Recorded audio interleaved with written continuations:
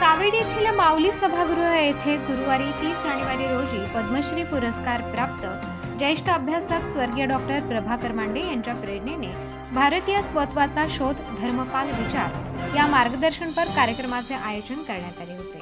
कार्यक्रमाच्या अध्यक्षस्थानी पद्मश्री पुरस्कार प्राप्त सिद्धहस्त लेखक आणि सामाजिक कार्यकर्ते गिरीश प्रभुणे तर प्रमुख अतिथी म्हणून राष्ट्रीय स्वयंसेवक संघाच्या पश्चिम महाराष्ट्र प्रांताचे संघचालक नानासाहेब जाधव उपस्थित होते।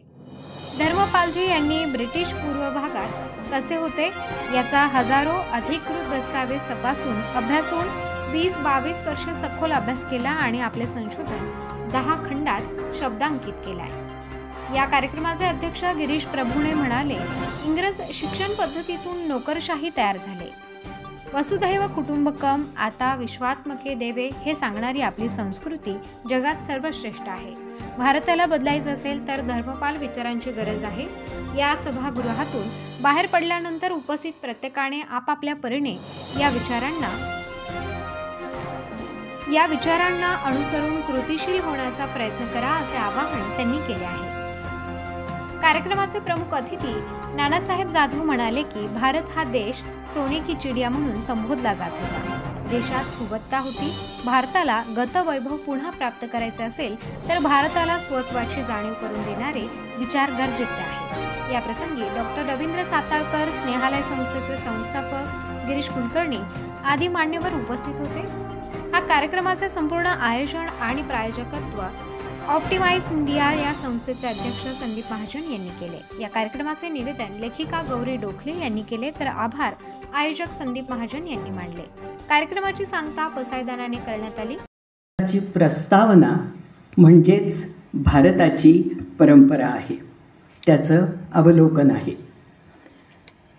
या विषयाची ओळख अर्थातच आदरणीय भाऊंमुळेच आम्हाला झाली आणि आज हा विषय आपल्या सगळ्यांसमोर मांडता येतोय तो आयोजक श्री संदीपजी महाजन यांच्यामुळे। धन्यवाद संदीपजी।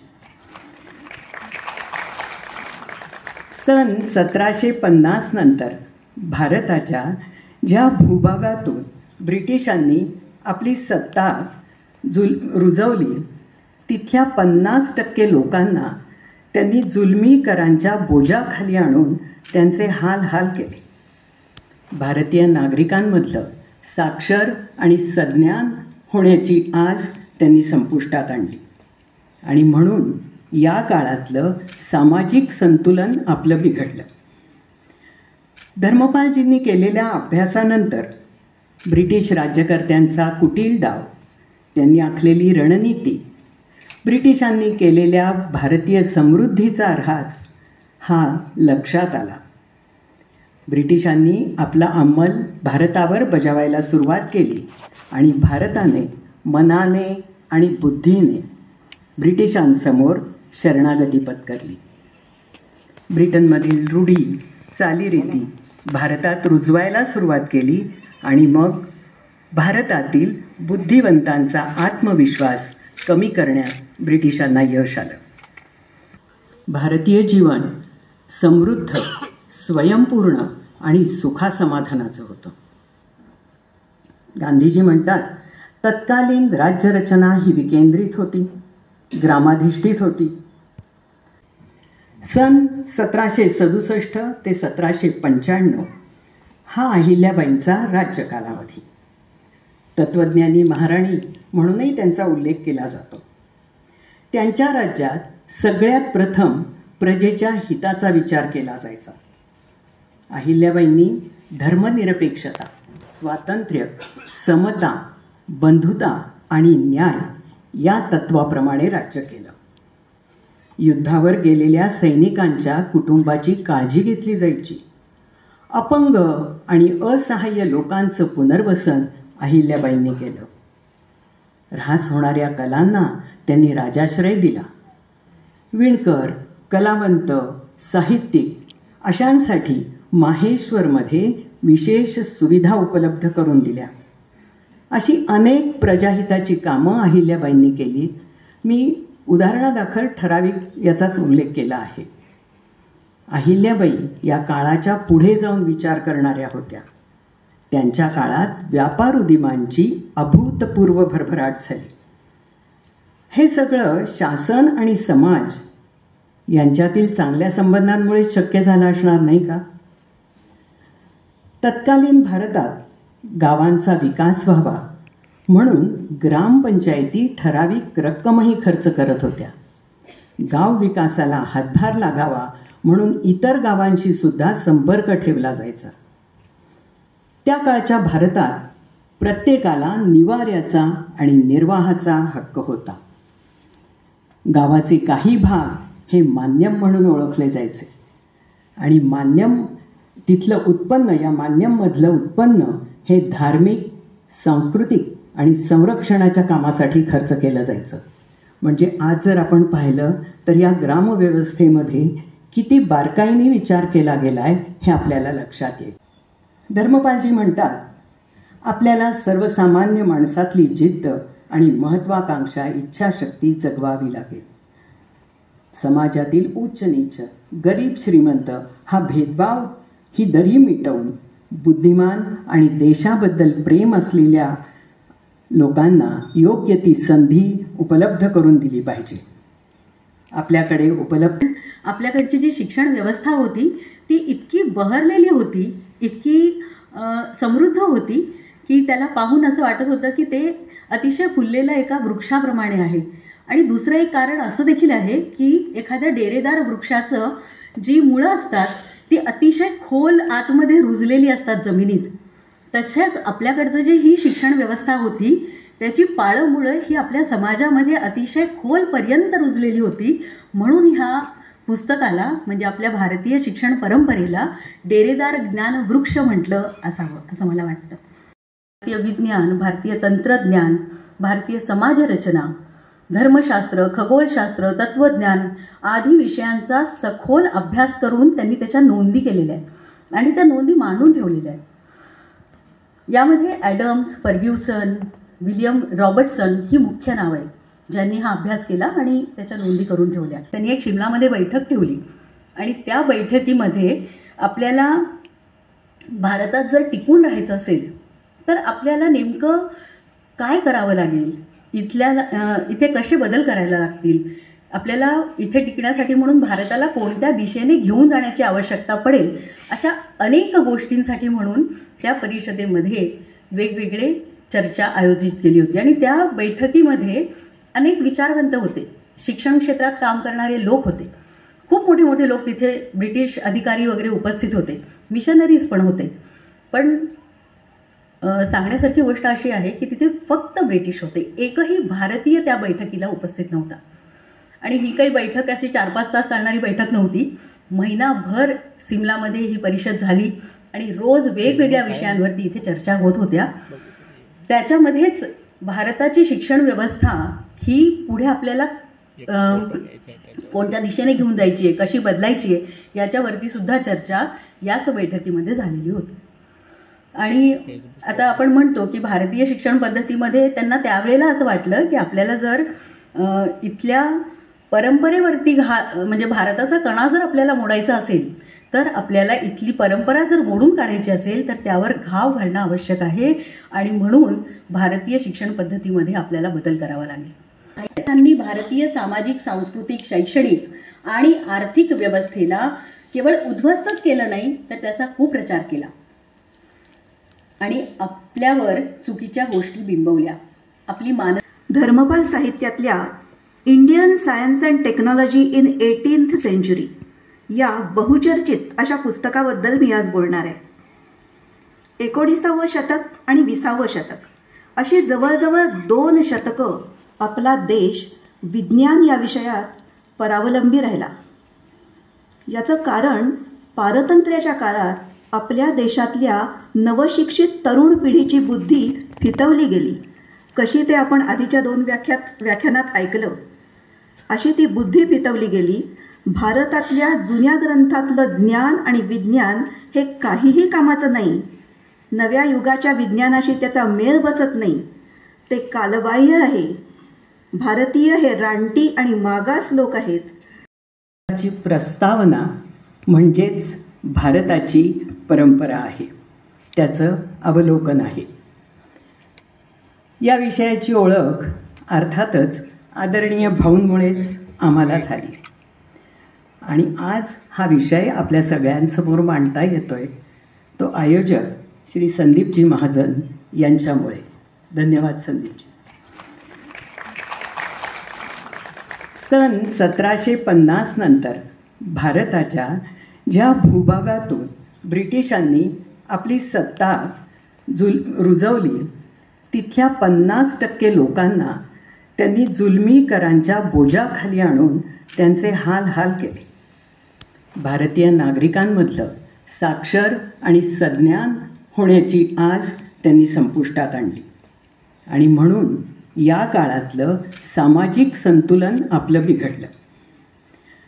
धर्मपालजींनी केलेल्या अभ्यासानंतर ब्रिटिश राज्यकर्त्यांचा कुटील डाव, त्यांनी आखलेली रणनीती, ब्रिटिशांनी केलेल्या भारतीय समृद्धीचा ऱ्हास हा लक्षात आला. ब्रिटिशांनी आपला अंमल भारतावर बजावायला सुरुवात केली आणि भारताने मनाने आणि बुद्धीने ब्रिटिशांसमोर शरणागती पत्करली. ब्रिटनमधील रूढी चालीरीती भारतात रुजवायला सुरुवात केली आणि मग भारतातील बुद्धिवंतांचा आत्मविश्वास कमी करण्यात ब्रिटिशांना यश आलं. भारतीय जीवन समृद्ध, स्वयंपूर्ण आणि सुखासमाधानाचं होतं. गांधीजी म्हणतात, तत्कालीन राज्यरचना ही विकेंद्रित होती, ग्रामाधिष्ठित होती. सन 1767 ते 1795 हा अहिल्याबाईंचा राज्य कालावधी. तत्त्वज्ञानी महाराणी म्हणूनही त्यांचा उल्लेख केला जातो. त्यांच्या राज्यात सगळ्यात प्रथम प्रजेच्या हिताचा विचार केला जायचा. अहिल्याबाईंनी धर्मनिरपेक्षता, स्वातंत्र्य, समता, बंधुता आणि न्याय या तत्वाप्रमाणे राज्य केलं. युद्धावर गेलेल्या सैनिकांच्या कुटुंबाची काळजी घेतली जायची. अपंग आणि असहाय्य लोकांचं पुनर्वसन अहिल्याबाईंनी केलं. ऱ्हास होणाऱ्या कलांना त्यांनी राजाश्रय दिला. विणकर, कलावंत, साहित्यिक अशांसाठी माहेश्वरमध्ये विशेष सुविधा उपलब्ध करून दिल्या. अशी अनेक प्रजाहिताची कामं अहिल्याबाईंनी केली. मी उदाहरणादाखल ठराविक याचाच उल्लेख केला आहे. अहिल्याबाई या काळाच्या पुढे जाऊन विचार करणाऱ्या होत्या. त्यांच्या काळात व्यापार उदीमांची अभूतपूर्व भरभराट झाली. हे सगळं शासन आणि समाज यांच्यातील चांगल्या संबंधांमुळे शक्य झालं असणार नाही का? तत्कालीन भारतात गावांचा विकास व्हावा म्हणून ग्रामपंचायती ठराविक रक्कमही खर्च करत होत्या. गाव विकासाला हातभार लागावा म्हणून इतर गावांशी सुद्धा संपर्क ठेवला जायचा. त्या काळच्या भारतात प्रत्येकाला निवाऱ्याचा आणि निर्वाहाचा हक्क होता. गावाचे काही भाग हे मान्यम म्हणून ओळखले जायचे आणि मान्यम तिथलं उत्पन्न, या मान्यममधलं उत्पन्न हे धार्मिक, सांस्कृतिक आणि संरक्षणाच्या कामासाठी खर्च केलं जायचं. म्हणजे आज जर आपण पाहिलं तर या ग्रामव्यवस्थेमध्ये किती बारकाईने विचार केला गेला आहे हे आपल्याला लक्षात येईल. धर्मपालजी म्हणतात, आपल्याला सर्वसामान्य माणसातली जिद्द आणि महत्त्वाकांक्षा, इच्छाशक्ती जगवावी लागेल. समाजातील उच्च नीच, गरीब श्रीमंत हा भेदभाव ही दरी मिटवून बुद्धिमान आणि देशाबद्दल प्रेम असलेल्या लोकांना योग्य ती संधी उपलब्ध करून दिली पाहिजे. आपल्याकडची जी शिक्षण व्यवस्था होती ती इतकी बहरलेली होती, इतकी समृद्ध होती की त्याला पाहून असं वाटत होतं की ते अतिशय फुललेल्या एका वृक्षाप्रमाणे आहे. आणि दुसरं एक कारण असं देखील आहे की एखाद्या डेरेदार वृक्षाचं जी मुळं असतात ती अतिशय खोल आतमध्ये रुजलेली असतात जमिनीत. तशाच आपल्याकडचं जी ही शिक्षण व्यवस्था होती त्याची पाळं मुळं ही आपल्या समाजामध्ये अतिशय खोलपर्यंत रुजलेली होती. म्हणून ह्या पुस्तकाला, म्हणजे आपल्या भारतीय शिक्षण परंपरेला, डेरेदार ज्ञान वृक्ष म्हटलं असावं असं मला वाटतं. भारतीय विज्ञान, भारतीय तंत्रज्ञान भारतीय समाजरचना, धर्मशास्त्र, खगोलशास्त्र, तत्त्वज्ञान आदी विषयांचा सखोल अभ्यास करून त्यांनी त्याच्या नोंदी केलेल्या आहेत आणि त्या नोंदी मांडून ठेवलेल्या आहेत. यामध्ये ॲडम्स, फर्ग्युसन, विलियम रॉबर्टसन ही मुख्य नावं आहेत ज्यांनी हा अभ्यास केला आणि त्याच्या नोंदी करून ठेवल्या. त्यांनी एक शिमलामध्ये बैठक ठेवली आणि त्या बैठकीमध्ये आपल्याला भारतात जर टिकून राहायचं असेल तर आपल्याला नेमकं काय करावं लागेल, इथे कसे बदल करायला लागतील, आपल्याला इथे टिकण्यासाठी म्हणून भारताला कोणत्या दिशेने घेऊन जाण्याची आवश्यकता पडेल, अशा अनेक गोष्टींसाठी म्हणून त्या परिषदेमध्ये वेगवेगळे चर्चा आयोजित केली होती. आणि त्या बैठकीमध्ये अनेक विचारवंत होते, शिक्षण क्षेत्रात काम करणारे लोक होते, खूप मोठे मोठे लोक तिथे ब्रिटिश अधिकारी वगैरे उपस्थित होते, मिशनरीज पण होते. पण सांगण्यासारखी गोष्ट अशी आहे की तिथे फक्त ब्रिटिश होते, एकही भारतीय त्या बैठकीला उपस्थित नव्हता. आणि ही काही बैठक अशी 4-5 तास चालणारी बैठक नव्हती, महिनाभर सिमलामध्ये ही परिषद झाली आणि रोज वेगवेगळ्या विषयांवरती इथे चर्चा होत होत्या. त्याच्यामध्येच भारताची शिक्षण व्यवस्था ही पुढे आपल्याला कोणत्या दिशेने घेऊन जायची आहे, कशी बदलायची आहे, याच्यावरती सुद्धा चर्चा याच बैठकीमध्ये झालेली होती. आणि आता आपण म्हणतो की भारतीय शिक्षण पद्धतीमध्ये त्यांना त्यावेळेला असं वाटलं की आपल्याला जर इथल्या परंपरेवरती म्हणजे भारताचा कणा जर आपल्याला मोडायचा असेल तर आपल्याला इथली परंपरा जर मोडून काढायची असेल तर त्यावर घाव घालणं आवश्यक आहे आणि म्हणून भारतीय शिक्षण पद्धतीमध्ये आपल्याला बदल करावा लागेल. त्यांनी भारतीय सामाजिक, सांस्कृतिक, शैक्षणिक आणि आर्थिक व्यवस्थेला केवळ उद्ध्वस्तच केलं नाही तर त्याचा खूप प्रचार केला आणि आपल्यावर चुकीच्या गोष्टी बिंबवल्या. आपली धर्मपाल साहित्यातल्या Indian science and technology in 18th century या बहुचर्चित अशा पुस्तकाबद्दल मी आज बोलणार आहे. 19वे शतक आणि 20वे शतक अशी जवळजवळ 2 शतकं आपला देश विज्ञान या विषयात परावलंबी राहिला. याचं कारण पारतंत्र्याच्या काळात आपल्या देशातल्या नवशिक्षित तरुण पिढीची बुद्धी फितवली गेली. कशी ते आपण आधीच्या 2 व्याख्यानात ऐकलं, अशी ती बुद्धी फितवली गेली. भारतातल्या जुन्या ग्रंथातलं ज्ञान आणि विज्ञान हे काहीही कामाचं नाही. नव्या युगाच्या विज्ञानाशी त्याचा मेळ बसत नाही, ते कालबाह्य आहे. भारतीय हे रानटी आणि मागास लोक आहेत आणि त्यांना प्रगती करायची असेल तर पाश्चिमात्य विचारधारेला त्यांनी शरण जायला हवं, असे विचार या पिढीच्या मनात पद्धतशीर रुजवले गेले. वास्तविक भारतातलं ज्ञान, विज्ञान आणि तंत्रज्ञान कधीच कालबाह्य नव्हतं. आणि विज्ञानाच्या बाबतीत म्हणाल तर भारतीय लोक जगाच्या कित्येक शतकं नाही, काही हजार वर्ष पुढे होते.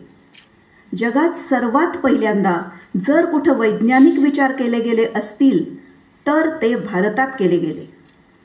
अगदी ही सृष्टी निर्माण कशी झाली हा प्रश्न असो, सूर्य, चंद्र, ग्रह, तारे यांच्या संबंधीचा अभ्यास असो किंवा गणित आणि भूमितीचे पायाभूत सिद्धांत असोत, हे सगळं विज्ञान या भूमीतच जन्माला आलेलं आहे.